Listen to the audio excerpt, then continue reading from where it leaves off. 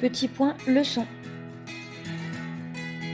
Indépendance de deux événements. Soit A et B, deux événements de probabilité non nulle. Alors, A et B sont indépendants si et seulement si P de A inter B égale P de A fois P de B. Donc, quand on calcule l'intersection de A et B, c'est P de A fois P de B. On peut utiliser une autre formule. A et B sont indépendants si et seulement si P de B sachant A égale P de B ou P de A sachant B égale P de A, c'est-à-dire que peu importe le sachant, ça donne la même chose.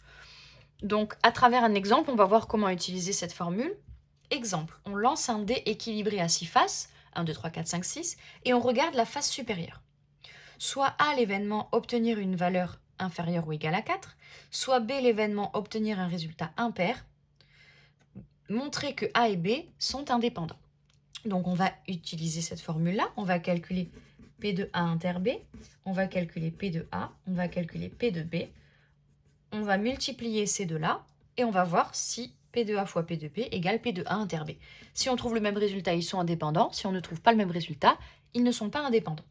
Donc, quelle est la probabilité de l'événement A? Quelle est la probabilité d'obtenir une valeur inférieure ou égale à 4? Alors déjà, quand on lance un dé, l'univers, toutes les issues possibles sont 1, 2, 3, 4, 5, 6. Voilà ce qu'on peut avoir quand on lance un dé et qu'on regarde la face supérieure. L'événement A, c'est obtenir une valeur inférieure ou égale à 4. Alors, quelles sont les valeurs inférieures ou égales à 4 dans 1, 2, 3, 4, 5, 6?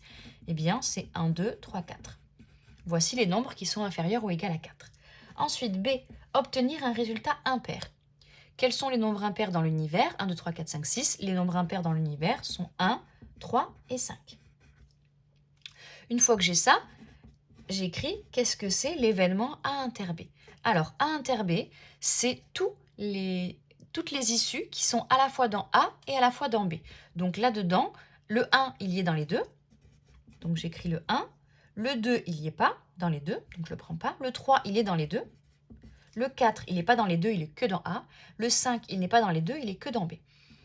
Donc voilà ce que c'est A inter B. J'ai pris ce qu'il y avait en commun entre A et B. Ce qu'il y a en commun entre A et B, c'est 1 et 3. Donc, quelle est la probabilité d'obtenir un nombre inférieur ou égal à 4? Eh bien, dans A, il y a 4 éléments sur les 6 au total. Donc, on a 2 chances sur 3 d'obtenir une valeur inférieure ou égale à 4. P de A égale 2 tiers. P de B, combien il y a d'éléments dans B? 3 sur combien au total? 6. Et donc, on obtient P de B égale 1,5. On a une chance sur 2 d'obtenir un nombre impair. Donc maintenant, une fois qu'on fait la multiplication des deux, P de A fois P de B, ça nous donne 2 tiers fois 1,5 et ça nous donne 1 tiers. P de A fois P de B égale 1 tiers. Donc on a calculé ça. Maintenant, on va calculer quelle est la probabilité d'avoir A inter B. Donc ici, dans A inter B, on voit qu'on a 2 éléments sur combien au total? 6. Donc la probabilité d'obtenir A inter B, c'est 2 sur 6 qu'on simplifie en 1 sur 3. Donc la probabilité d'obtenir A inter B, c'est 1 tiers. Maintenant qu'on a calculé P de A inter B, on a vu que c'était 1 tiers. P de A fois P de B, on a vu que c'était 1 tiers. On peut en déduire que P de A inter B égale P de A fois P de B. On a 1 tiers, 1 tiers. Donc, A et B sont indépendants.